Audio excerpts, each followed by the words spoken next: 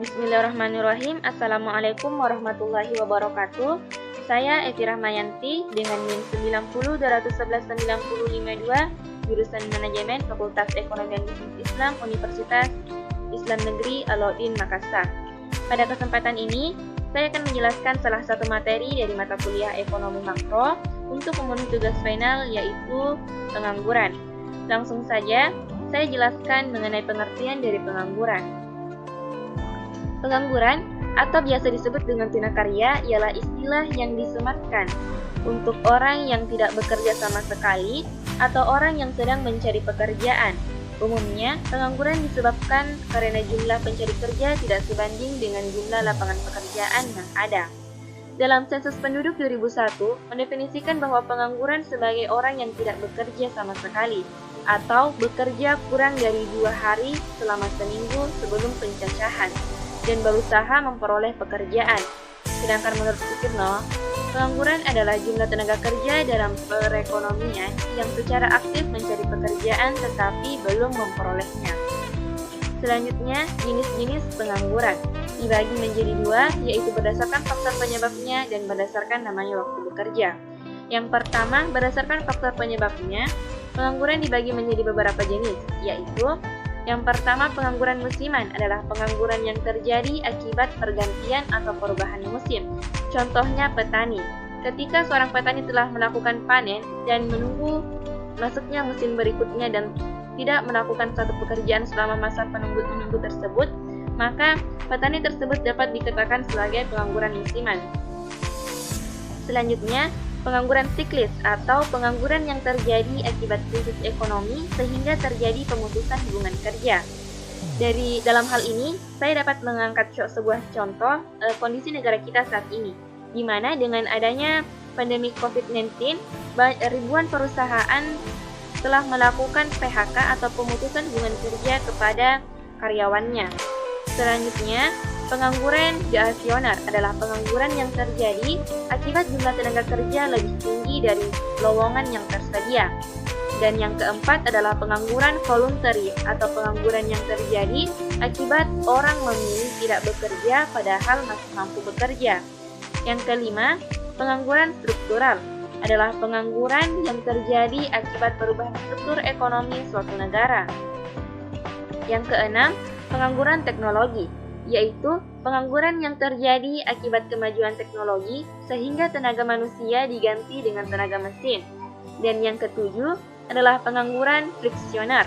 Pengangguran ini terjadi akibat permintaan tenaga kerja dengan penawaran yang tersedia tidak sesuai. Dan yang kedua, berdasarkan lamanya waktu bekerja, dibagi menjadi 3, yaitu pengangguran terbuka, open employment. Pengangguran terbuka ialah situasi di mana orang sama sekali tidak bekerja dan tidak berusaha mencari pekerjaan. Pengangguran terbuka bisa disebabkan oleh ketidaktersediaan lapangan kerja, ketidakcocokan antara kesempatan kerja dan latar belakang pendidikan yang tidak mau bekerja. Selanjutnya, setengah menganggur atau underemployment, yaitu situasi di mana orang bekerja tetapi tenaganya kurang termanfaatkan, diukur dari curahan jam kerja, produktivitas kerja, dan penghasilan yang diperoleh. Dan yang ketiga adalah pengangguran terselubung atau disguised employment, yaitu pengangguran yang terjadi karena tenaga kerja tidak bekerja secara optimal. Kondisi ini disebabkan adanya ketidaksesuaian antara pekerjaan dengan bakat dan kemampuan dari tenaga kerja.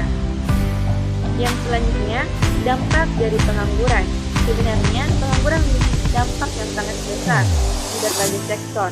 Namun kali ini, saya akan menjelaskan mengenai 3 dampak pengangguran terhadap sektor ekonomi, yaitu pengangguran secara tidak langsung berkaitan dengan pendapatan nasional. Tingginya jumlah pengangguran akan menyebabkan turunnya produk domestik bruto atau PDB, sehingga pendapatan nasional pun akan mengalami penurunan. Yang kedua, pengangguran akan menghambat investasi karena jumlah tabungan masyarakat ikut menurun. Dan yang ketiga, pengangguran akan menimbulkan menurunnya daya beli masyarakat, sehingga akan mengakibatkan kelesuan dalam berusaha. Selanjutnya, upaya mengatasi pengangguran.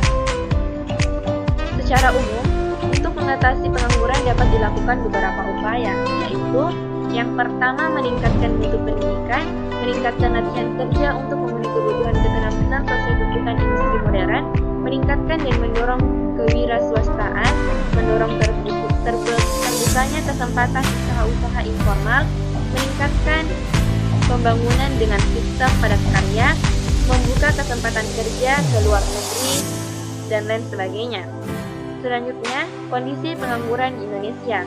Dapat kita lihat bersama grafik yang saya sajikan yang menunjukkan jumlah dan tingkat pengangguran di Indonesia dari tahun 1998 sampai dengan 2019. Dengan jumlah total penduduk sekitar 260 juta orang, Indonesia adalah negara berpenduduk terpadat keempat di dunia, setelah China, India, dan Amerika Serikat.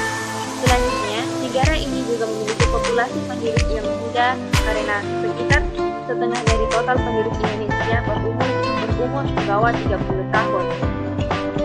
Hal ini memperlihatkan angka pengangguran di Indonesia dalam beberapa tahun terakhir.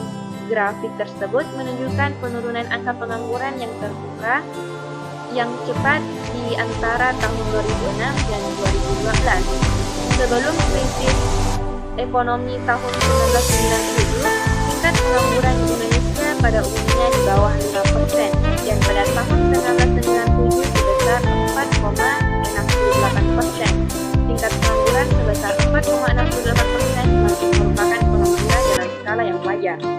Dalam negara maju, tingkat pengangguran biasanya berkisar antara 2-3%. Hal ini disebut tingkat pengangguran alamiah. Dapat kita lihat pada tahun 2006, tingkat pengangguran di Indonesia mencapai 10,27% dengan jumlah pengangguran sebesar 10.932.000 orang, merupakan tingkat pengangguran tertinggi selama beberapa tahun ini. Tingkat pengangguran sejak tahun 2012 telah mengalami penurunan sampai dengan tahun 2019, di mana pada tahun 2017 dapat kita lihat bahwa tingkat pengangguran sebesar 5,50%, pada tahun 2018 tingkat pengangguran sebesar 5,54%, dan pada bulan Agustus 2019 tingkat pengangguran turun menjadi 5,28% dibanding tahun lalu yang sebesar 5,34%, di mana terdapat 5 orang menganggur dari 100 orang tenaga kerja Indonesia. Lalu, bagaimana tingkat pengangguran setelah adanya COVID-19? Nah, berdasarkan data, 81% pekerja secara global terkena imbas dari adanya wabah penyakit ini, di mana Amerika merupakan negara yang sangat terkena dampak dalam sektor formal dan negara India dalam sektor informal. Berdasarkan data dari Organisasi Buruh Internasional atau ILO, 700.000 orang di Amerika terkena PHK dan menjadi penganggur. Hal ini merupakan angka pengangguran terbanyak di Amerika selama 1 dekade terakhir, di mana tingkat pengangguran di Amerika sebesar 4,4%. Lalu, bagaimana dengan negara kita sendiri? Bagaimana tingkat pengangguran setelah adanya wabah COVID-19 ini? Berdasarkan data yang dirilis Badan Pusat Statistik, sebanyak 39.977 perusahaan yang melakukan pemberhentian hubungan kerja pada karyawan dan sebesar 1.010.579 orang dari sektor formal terdampak dan sebesar 189.459 orang dari sektor informal turut terdampak. Adanya pandemi COVID-19 ini menyebabkan guncangan yang sangat besar dan berpengaruh pada sektor ekonomi, sehingga dapat saya katakan bahwa krisis global yang terjadi saat ini merupakan krisis global yang terburuk sejak Perang Dunia Kedua. Sekian pemaparan materi dari saya. Jika ada yang salah, saya mohon maaf. Assalamualaikum warahmatullahi wabarakatuh.